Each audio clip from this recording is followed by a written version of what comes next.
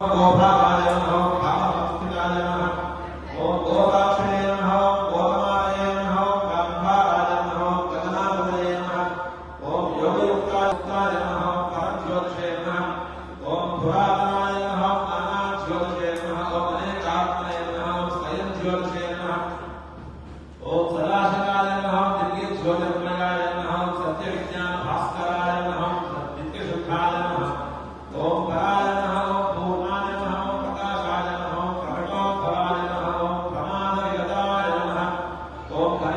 ఇద్దరు ఒకటే వదన కొద్ది ఇతరులు ఉన్నారు వదన ఒకటి శ్రీదత్తాయ నమః రామదత్తాయ నమః అంటే ఈ పక్కన ఆ పక్క పక్కన అది తెలుస్తుంది కాదు.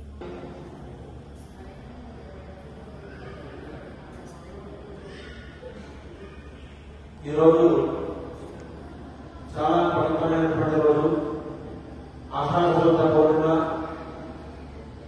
ఈ రోజుకి గురు పూర్ణిమ, వ్యాస పూర్ణిమ అనే పేర్లు చాలా ప్రసిద్ధంగా ఉన్నాయి. ఈ రోజున గురువు గారిని స్మరించుకోవడం, గురువు గారిని పూజించుకోవడం అనేది మనకి సంప్రదాయ సిద్ధంగా వస్తున్నటువంటి ఆనవాయితీ, ఆచారం.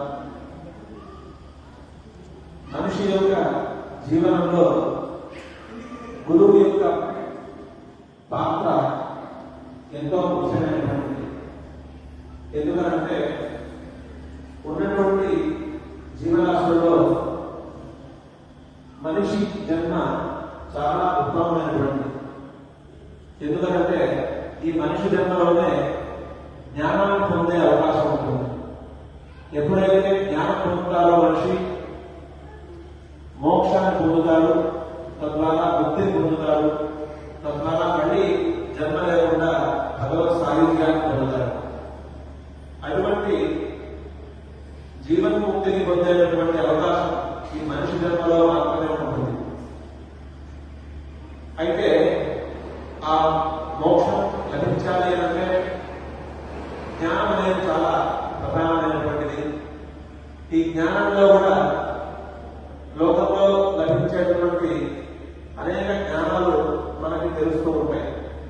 ఎదుర్కొంటా ఉన్నటువంటి వస్తువుని చూసి ఇది ఫలానా వస్తువు అని తెలుసుకునేటటువంటి సామాన్యమైనటువంటి జ్ఞానం దగ్గర నుంచి అనేక రకాల జ్ఞానాలు మనకి తెలుస్తూ ఉంటాయి.